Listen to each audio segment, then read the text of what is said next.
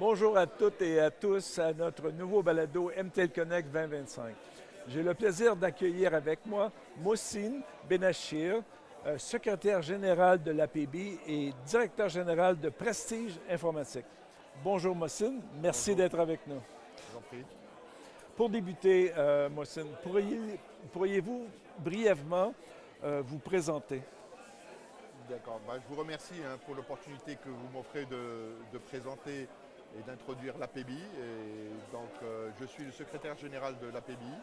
Je suis membre du bureau de l'APBI, donc je suis un élu.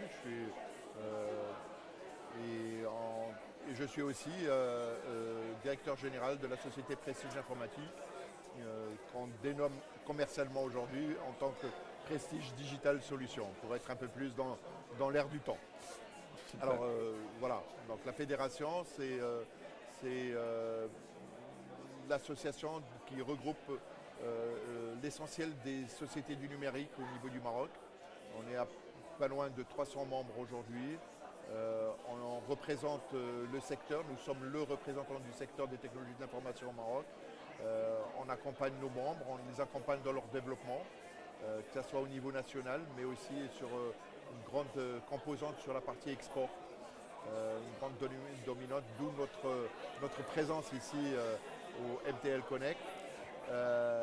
Voilà, donc aussi on a beaucoup de relations avec les institutionnels du pays, notamment avec le patronat, puisqu'on est une fédération membre du patronat et on fait partie du conseil d'administration. Mais on est aussi très en relation avec notre ministère de tutelle, qui est le ministère de la transformation numérique, mais aussi avec le ministère des Finances et d'autres organismes. On a été à l'initiative de la création du Technoparc au Maroc et maintenant c'est des lieux d'hébergement et d'accompagnement des startups et entreprises nationales marocaines qui se trouvent à peu près dans toutes les grandes villes du Maroc. Donc, si je comprends, vous êtes finalement à la fois à la tête d'une entreprise de services numériques et d'une fédération qui regroupe l'écosystème numérique Absolument. marocain. Comment vous conciliez ces deux casquettes? Ah, c'est la grande question. Écoutez, pour qu'on soit membre de la fédération, il faut être employé ou bien à la tête d'une entreprise du numérique. C'est en tant que tel qu'on devient membre. Après, c'est une histoire d'organisation interne au niveau de la société. Moi personnellement, j'ai la chance d'avoir des collaborateurs qui me permettent de dégager, dégager du temps pour m'investir plus au niveau de la fédération. Voilà. Super. Donc, évidemment, dans un contexte global de transformation numérique, quels sont les grands défis que votre organisme, fédération, constate qui se développent en ce moment? Oui, ce qu'on ambitionne au niveau de la fédération, c'est faire que le Maroc soit un big player ou un des big players au niveau de l'échiquier mondial dans le domaine des technologies de l'information. Ça, c'est vraiment notre ligne directrice. Pour ça, on lobby au niveau du gouvernement à travers les programmes gouvernementaux qui tracent. Par exemple, il y a le Maroc 2030, qui est un programme qui définit la roadmap de l'IT au niveau du Maroc. Donc on lobby à ce niveau-là. On travaille aussi beaucoup sur tout ce qui est souveraineté numérique. Souveraineté, oui. Numérique au niveau national. Donc avoir la préférence nationale pour nos entreprises sur les grands chantiers, de sorte à pouvoir développer un savoir-faire national qui nous permettrait après d'aller rivaliser et concourir à l'étranger, à l'export avec d'autres players. Mais aussi, ce qu'on souhaite et ce qu'on essaye de faire, c'est être une terre d'accueil pour les entreprises qui souhaitent soit venir s'installer pour développer le business au niveau du Maroc, soit d'utiliser le Maroc comme un pont ou une porte vers l'Afrique subsaharienne et l'Europe et le Moyen-Orient. Donc, c'est un bon point. Donc, le Maroc, quel est le type d'opportunité qui s'ouvre, disons, aux entreprises québécoises qui désiraient collaborer ou s'implanter? tout le spectre des technologies. Nous avons de la forte demande sur le côté éducation, donc avec tout ce qui est plateforme de e-learning et de savoir. Ça, c'est donc côté éducation. On a beaucoup d'opportunités sur tout ce qui est digital et numérisation au niveau gouvernemental, donc ce qu'on appelle communément le e-gov.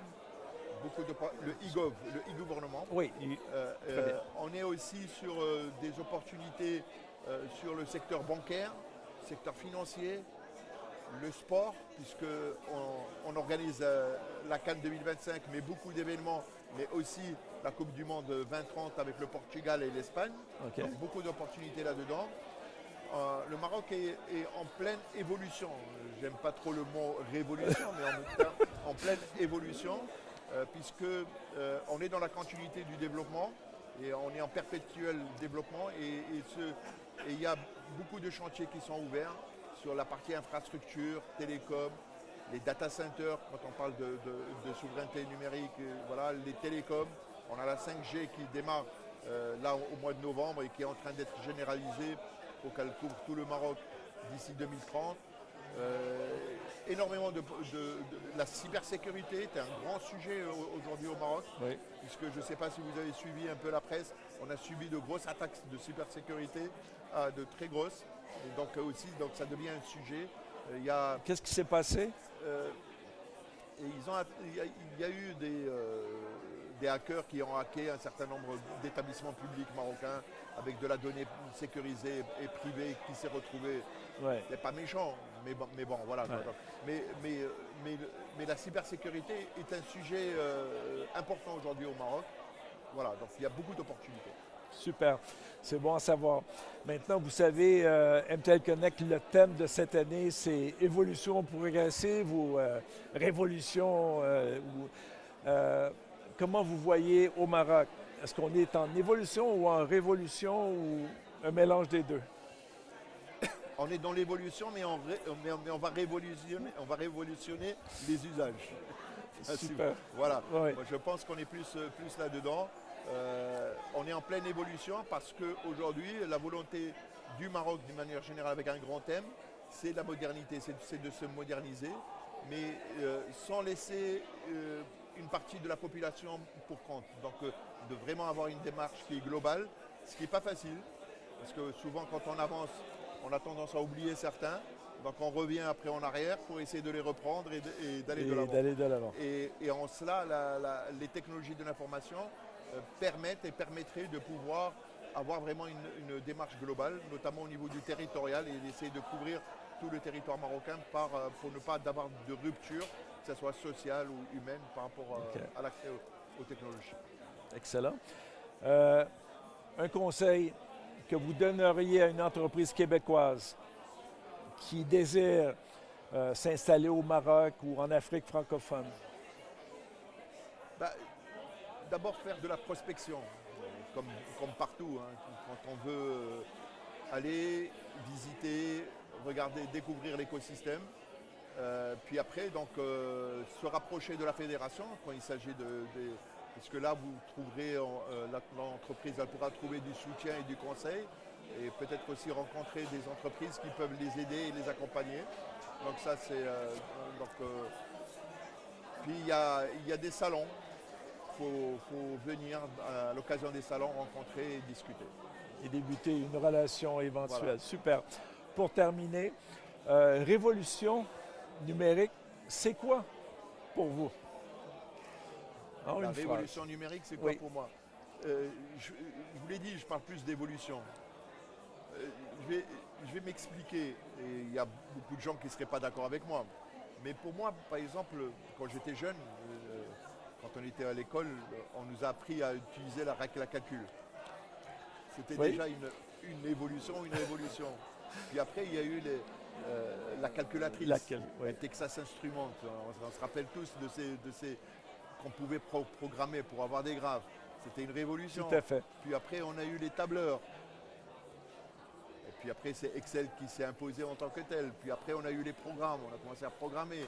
Et maintenant, on a de l'IA qui nous permet c'est de l'algorithmique en réalité, qui nous permet de pouvoir faire des traitements et analyser les données d'une manière assez rapide et assez puissante qu'on ne pouvait faire avant. Pourquoi? Parce que la révolution, elle vient aussi du fait qu'on dispose aujourd'hui de calculateurs et de réseaux, de mise en réseau d'un certain nombre de puissances de calcul qui nous permet, voilà. Donc tout ça, on est dans l'évolution.